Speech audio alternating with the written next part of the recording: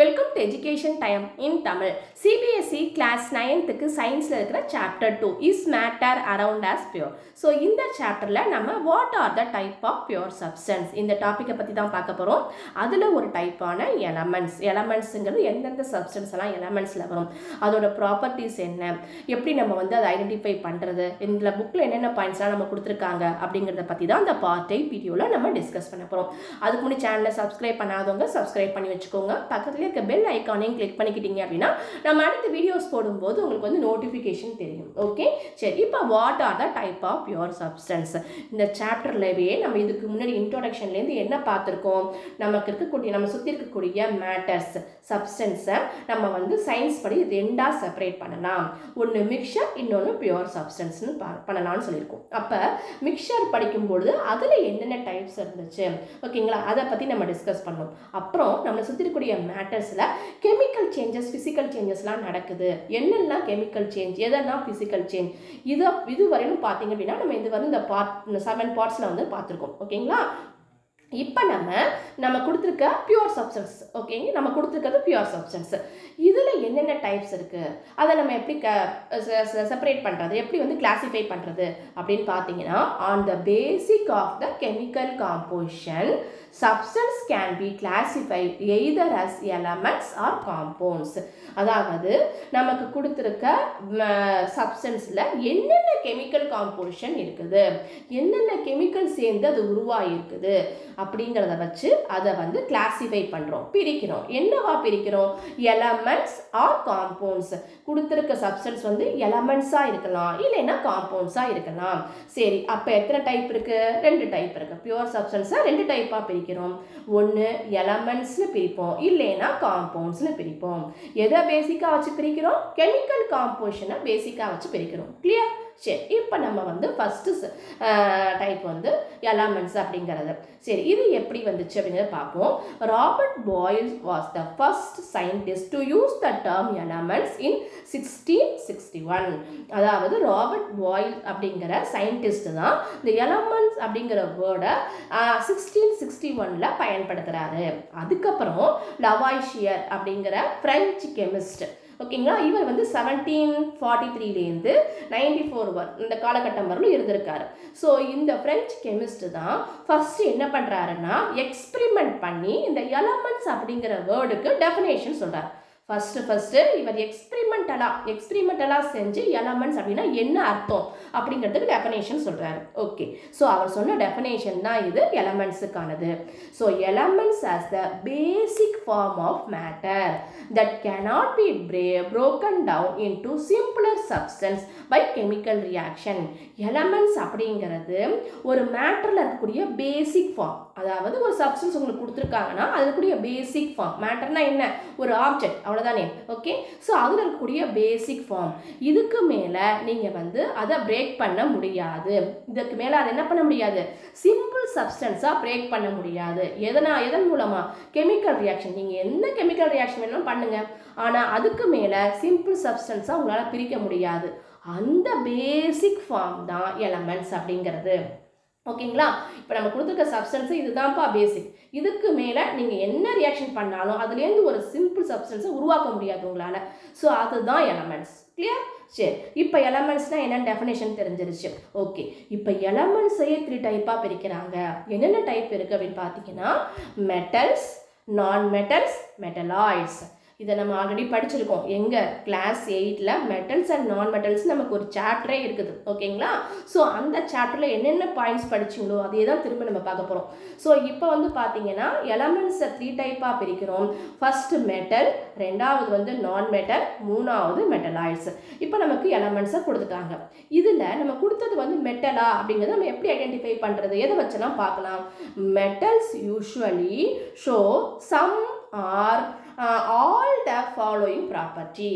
இப்போ உங்கள் கையில் இருக்கிறது மெட்டலா அப்படிங்கிறத நீங்கள் தெரிஞ்சுக்கணுன்னா கீழே இருக்கக்கூடிய நம்ம கீழே சொல்லக்கூடிய பாயிண்டில் ஒரு சில பாயிண்ட்டோ இல்லை எல்லா ப்ராப்பர்ட்டியுமே கவர் ஆகக்கூடிய நம்ம சொல்லக்கூடிய எல்லா ப்ராப்பர்ட்டியுமே இருக்கக்கூடிய என்ன எலமெண்ட்ஸோ அதுதான் மெட்டல்ஸ் அப்படிங்கிறது. ஓகேங்களா, இப்போ உங்களுக்கு எலமெண்ட்ஸ் கொடுத்தாங்க, இது மெட்டலான்னு நம்ம ஐடென்டிஃபை பண்ணுவோம்.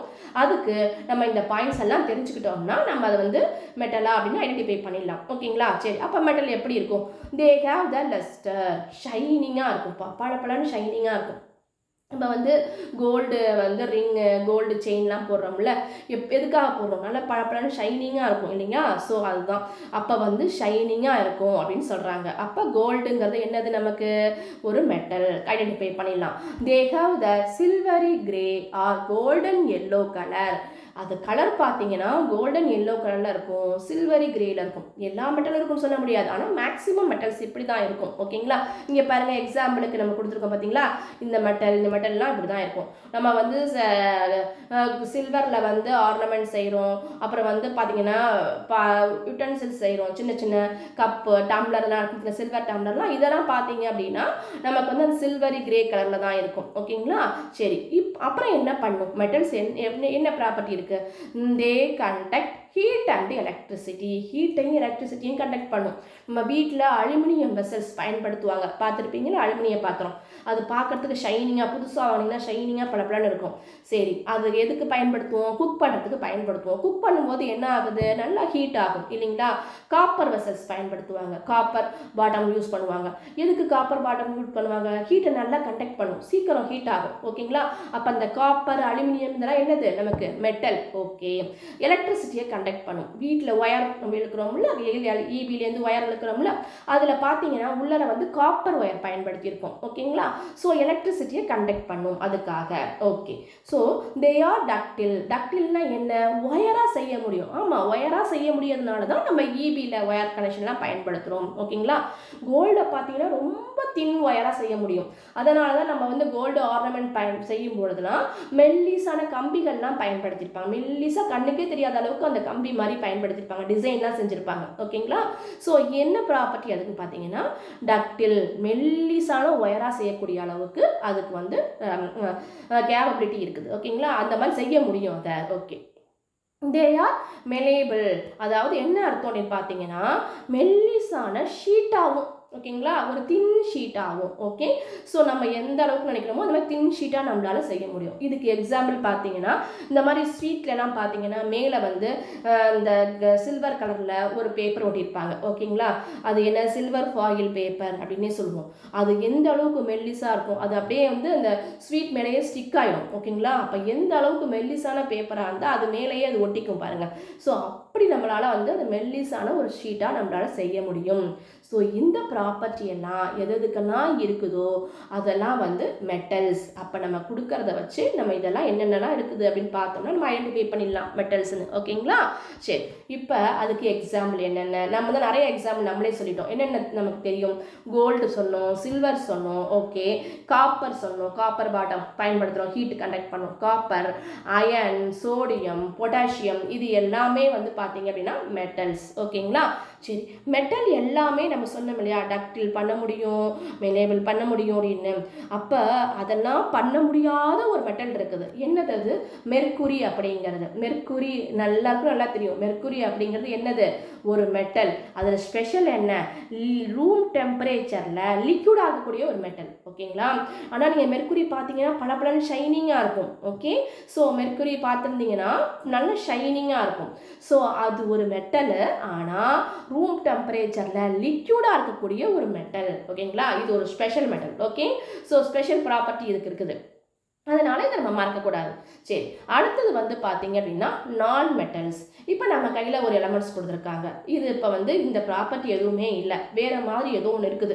ஸோ அப்போ அது நான் மெட்டல்ஸா அப்படின்னு ஐடென்டிஃபை பண்ணணும். ஏன்னா நமக்கு தான் 3 இருக்குது இல்லையா, இப்போ இது நான் மெட்டல்ஸா அப்படின்னு ஐடென்டிஃபை பண்ணணும். அதுக்கு என்ன பண்ணுறது? நான் metals usually show some or all of the following property. நான் மெட்டல்ஸும் அதே மாதிரி தான், சில ப்ராப்பர்ட்டி இதில் இருக்க, கீழே இருக்கிற ப்ராப்பர்ட்டி சில ப்ராப்பர்ட்டி இருக்கலாம், இல்லை சில எல்லா ப்ராப்பர்ட்டியும் கூட சில மெட்டல்ஸுக்கு, நான் மெட்டல்ஸுக்கு இருக்கும் அப்படின்னு சொல்லியிருக்காங்க. என்னென்ன property? They display a variety of colour. So அதில் 1-2 கலர் தானே சொன்னோம், இதில் வந்து பார்த்தீங்கன்னா வெரைட்டி ஆஃப் கலர்ஸ், டிஃப்ரெண்ட் கலர்ஸில் கிடைக்கும் நான் மெட்டல்ஸ் அப்படிங்கிறது. Okay, they R poor conductor. Okay, so அதுக்கு அப்படியே ஆப்போசிட்டாக இருக்குது பாருங்கள், அண்ட் ஹீட் அண்ட் எலக்ட்ரிசிட்டி. இது வந்து கண்டக்ட் பண்ணாது. அப்போ கண்டக்ட் பண்ணுறதையும் கண்டக்ட் பண்ணுறதையும் வச்சு நம்ம சொல்லிட முடியும் இது மெட்டலா நான் மெட்டலான்னு. ஹீட் அண்ட் எலக்ட்ரிசிட்டி, ஹீட்டையும் எலக்ட்ரிசிட்டியும் இது வந்து என்ன பண்ணாது? புவர் கண்டக்டர், அதனால் கண்டக்ட் பண்ணாது.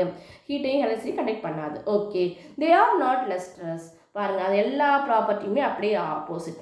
சொனாரஸ் ஆர் மெலேபிள். சொனாரஸ் அப்படின்னா என்ன? இது நம்ம மெட்டலுக்கு உண்டு. ஓகேங்களா? சொனாரஸ் அப்படிங்கிற ப்ராப்பர்ட்டி மெட்டலுக்கு உண்டு. என்ன அப்படின்னு பார்த்தீங்கன்னா சத்தம் வரும். சொனாரஸ் சவுண்ட் வரும். பெல்லு பாருங்களேன், பெல்லுங்கிறது ஒரு மெட்டல் தானே. ஓகேவா? ஸோ இதில் நம்ம என்ன பண்ணுறோம், நம்ம ஆட்டும் பொழுது அதில் சவுண்டு வருது, மெட்டலில் பட்டு சவுண்டு வருது இல்லைங்களா? ஸோ அதான் சொனாரஸ். அதாவது மெட்டலில் வந்து இந்த ப்ராப்பர்ட்டி இருக்குது, நான் மெட்டலில் இந்த ப்ராப்பர்ட்டி கிடையாது. ஓகேங்களா? ஸோ அப்போ சொனாரஸ்னால் சவுண்டு, அந்த மெட்டலில் வந்து தட்டினோம்னா ஹிட் பண்ணோம்னா சவுண்டு வரும். அந்த ப்ராப்பர்ட்டி எது கிடையாது, நான் மெட்டலுக்கு கிடையாது. ஓகே, சரி, என்னென்ன நான் மெட்டல்லாம் நம்ம தெரிஞ்சுக்கலாம். Hydrogen, oxygen, iodine, carbon, bromine, chlorine, இன்னும் நிறையா இருக்குது. ஓகேங்களா? சரி, இப்போ வெரைட்டி ஆஃப் கலர் சொன்னாங்க இல்லைங்களா? இங்கே பாருங்களேன், புரோமின் வந்து இந்த மாதிரி எல்லோயிஷ் ப்ரௌன் கலரில் இருக்கும். அதே மாதிரி இது வந்து அயோடின். அயோடின் பார்த்தீங்கன்னா அப்படியே லைட் பிங்க் பர்பிள் கலரில் இருக்கும். ஓகேங்களா? அயோடின் பார்க்கறதுக்கு பிளாக்காக தெரியும், ஆனால் அது கொஞ்சம் தண்ணி பட்டு வச்சுக்கோங்களேன், பர்பிள் கலர் நமக்கு நல்லா கிளியராக தெரியும். ஓகேங்களா? ஸோ இந்த மாதிரி டிஃப்ரெண்ட் கலரில் இருக்கும், நமக்கு வெரைட்டி ஆஃப் கலரில் கிடைக்கும். எது? நான் மெட்டல்ஸ். ஓகே, சரி, இப்போ அடுத்தது என்ன பார்க்க போகிறோம்னு பார்த்தீங்கன்னா மூணாவது டைப் ஒன்று சொன்னோம்ல, மெட்டலாய்ட்ஸ் அப்படின்னு. மெட்டலும் இல்லை, நான் மெட்டலும் இல்லை. அப்போ இது எதில் வரும்? மெட்டலாய்ட்ஸில் வரும். Some elements have intermediate property between those of metals and not metals. சில எலமெண்ட்ஸ் பார்த்தீங்கன்னா இன்டர்மீடியேட் ப்ராப்பர்ட்டியில் இருக்கும், மெட்டலாகவும் இருக்காது, நான் மெட்டலாகவும் இருக்காது. ஓகேங்களா? ரெண்டுக்கும் நடுவில் உள்ள ப்ராப்பர்ட்டியில் இருக்கும். ஓகேவா? தே ஆர் கால்டு மெட்டலாய்ட்ஸ் அப்படின்னு சொல்லுவோம். இதை தான் நம்ம மெட்டலாய்ட்ஸ்னு சொல்லுவோம். என்னென்ன இருக்குது? எக்ஸாம்பிளுக்கு போரான், சிலிக்கான், ஜெர்மானியம், எக்ஸெட்ரா. சரி, இப்போ நீங்கள் மெட்டலை கண்டுபிடிச்சிடலாம், மெட்டலுக்கு நம்ம ப்ராப்பர்ட்டி வச்சு கண்டுபிடிச்சிடலாம். நான் மெட்டலுக்கும் ஓரளவுக்கு ப்ராப்பர்ட்டி தெரியும், ஹீட்டை கண்டக்ட் பண்ணுதா, எலக்ட்ரிசிட்டியை கண்டக்ட் பண்ணுதா, இதெல்லாம் வச்சு கலர்ஃபுல்லாக இருக்குதா, இதெல்லாம் வச்சு கண்டுபிடிச்சிடலாம். இது ரெண்டுமே இல்லைப்பா அப்படின்னா அது வந்து என்னது, மெட்டலாய்ட்ஸாக இருக்கும் அப்படின்னு நீங்கள் ஐடென்டிஃபை பண்ணிடலாம். ஓகேங்களா? சரி, இவ்வளோதான் நம்ம எலமெண்ட்ஸ்னால் என்ன, அதை நம்ம எத்தனை டைப்பாக பிரிக்கிறோம். ஓகேங்களா? எலமெண்ட்ஸில் என்ன டைப் இருக்குது? 3 டைப் இருக்குது. ஓகே, சரி, இப்போ மோர் டு நோன் நம்ம புக்கில் வந்து ஒரு பாக்ஸ் கொடுத்துருப்பாங்க. அது ரொம்ப இம்பார்ட்டன்ட். ஏன்னா நிறைய சின்ன பாயிண்ட்ஸ் இந்த மெட்டல், நான் மெட்டல், மெட்டலாய்ட்ஸ்லேயே நிறைய டிஃப்ரெண்ட்டாக இருக்கக்கூடியதெல்லாம் என்னென்ன அப்படின்னு சின்ன பாயிண்ட்ஸ் கொடுத்துருப்பாங்க. இது எல்லாமே நமக்கு வந்து 1 மார்க் பாயிண்ட்ஸ் ஆஃப் வியூவில், ஏன்னா நமக்கு எம்சிக்யூ உண்டு இல்லைங்களா? ஸோ 1 மார்க் அந்த பாயிண்ட் ஆஃப் வியூவில் இதெல்லாம் ரொம்ப இம்பார்ட்டன்ட். சரி, இதுவரையிலும் நம்ம எத்தனை எலமெண்ட்ஸ் நமக்கு தெரியும் அப்படின்னு பார்த்தீங்கன்னா, the number of elements known at present are more than 100. 100க்கு மேற்பட்ட எலமெண்ட்ஸ். ஓகேங்களா? நம்ம என்ன கண்டுபிடிச்சிட்டே இருக்கோம். ஓகேவா? ஸோ அதனால் மேக்ஸிமம் இன்னும் வந்து 200லாம் போல், பட் 100க்கு மேற்பட்ட 100 விட அதிகமாக ஒரு எலமெண்ட்ஸ் நம்ம வந்து கண்டுபிடிச்சிருக்கோம். ஓகே, சரி, இதில் வந்து 92 எலமெண்ட்ஸ். எத்தனை? 92 elements are naturally acquiring and the rest of the manmade. அதாவது 92 எலமெண்ட்ஸ் வந்து இயற்கையாகவே நமக்கு கிடைக்குது. ஓகேங்களா? நம்ம சுற்றி இருக்கக்கூடிய நம்ம வேர்ல்டில் வந்து இயற்கையாகவே கிடைக்குது. ஆனால் சில இது வந்து 92க்கு மேலே, 100க்கு மேலே எவ்வளோ கண்டுபிடிச்சிருக்கோம், 92க்கு மேலே வந்து பார்த்தீங்க அப்படின்னா மனிதர்களால் உருவாக்கப்படுது. ஓகேங்களா? அப்போ அதை என்ன பண்ணுறாங்க, கெமிக்கல் காம்போசிஷன் தானே சொன்னோம். ஓகேங்களா? அப்போ 2-3 கெமிக்கலை கம்பைன் பண்ணி உருவாக்குறாங்க. ஓகேங்களா? இது என்னது? எலமெண்ட்ஸ். ஓகே, 2-3 எலமெண்ட் இதை வந்து கம்பைன் பண்ணி உருவாக்குறாங்க. ஓகேவா? நம்மளா தயாரிக்கிறோம் அந்த மாதிரி. ஓகேவா? சரி, அப்புறம் majority of the elements are solid. நமக்கு கிடைச்ச எலமெண்ட்ஸில் மேக்ஸிமம் பார்த்தீங்கன்னா சாலிடாக தான் கிடைக்குது.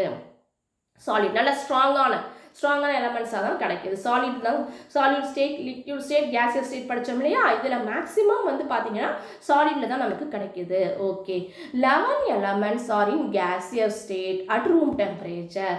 இதில் 11 எலமெண்ட்ஸ் பார்த்தீங்க அப்படின்னா நம்ம ரூம் டெம்பரேச்சரில் கேஸ் ஸ்டேட்டில் இருக்குது. மேக்ஸிமம் சாலிட் ஸ்டேட்டில் இருக்குது. 11 எலமெண்ட்ஸ் மட்டும் ரூம் டெம்பரேச்சரில் கேஸ் ஸ்டேட்டில் இருக்குது. நம்ம பார்த்தோம்ல ஆக்சிஜன், இதெல்லாம் ஹைட்ரஜன், இதெல்லாம். ஓகேங்களா? இதெல்லாம் வந்து நமக்கு வந்து கேஸ் ஸ்டேட்டில் இருக்கும். ஓகே, 2 எலமெண்ட்ஸ் எப்போ? ரூம் டெம்பரேச்சரில். நல்லா நோட் பண்ணணும், ரூம் டெம்பரேச்சரில். Okay, 2 elements are liquid at room temperature. 2 element வந்து லிக்யூடாக இருக்குது. எங்கள் ரூம் டெம்பரேச்சரில். ஆல்ரெடி நம்ம ஒன்று சொல்லிட்டோம் இல்லைங்களா? எது சொன்னோம்? மெர்க்குரி சொன்னோம் இல்லைங்களா? இன்னொன்று என்ன அப்படின்னு பார்த்தீங்கன்னா புரோமின். ஓகே, மெர்க்குரியும் புரோமினும் ரூம் டெம்பரேச்சரில் லிக்யூடாக இருக்கும். ஓகேங்களா? சரி, அப்புறம் elements gallium and caesium.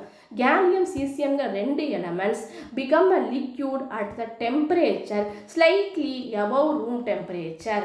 So இந்த கேலியமும் சீசியமும் பார்த்தீங்கன்னா ரூம் டெம்பரேச்சரை விட கொஞ்சம் அதிகமாயிடுச்சு அப்படின்னா above the room temperature ஓகேங்களா ரூம் டெம்பரேச்சரை விட slightly above the room temperature போச்சு அப்படின்னா அது என்னவா இருக்கும் லிக்யூடா மாறிடும் ஓகேங்களா லிக்யூடா தான் நமக்கு மாறிடும் ஓகே சரி இதெல்லாம் வந்து பர்டிகுலரா ஸ்பெசிஃபிக்கா ஒரு சில எலிமெண்ட் என்னென்னலாம் எக்ஸெப்ஷன் இருக்குது அப்படிங்கறத நமக்கு கொடுத்திருக்காங்க இந்த மோர் டு நோன்ல இதெல்லாம் 1 மார்க்ல ரொம்ப ரொம்ப நமக்கு இம்பார்ட்டன்ட் ஓகே சரி இதல சொன்னதெல்லாம் உங்களுக்கு ஈஸியா புரிஞ்சிருக்கும்னு நினைக்கிறேன் ரொம்ப சிம்பிளான பாயிண்ட்ஸ் தான் நிறைய எலிமெண்ட்ஸ் ஞாபகம் வச்சுக்கணும் அதுதான் ரொம்ப இம்பார்ட்டன்ட் ஓகேங்களா சரி இந்த வீடியோ உங்களுக்கு பிடிச்சிருந்தா லைக் பண்ணுங்க உங்க ஃப்ரெண்ட்ஸ்க்கு ஷேர் பண்ணுங்க மறக்காம Subscribe பண்ணுங்க thank you thanks for watching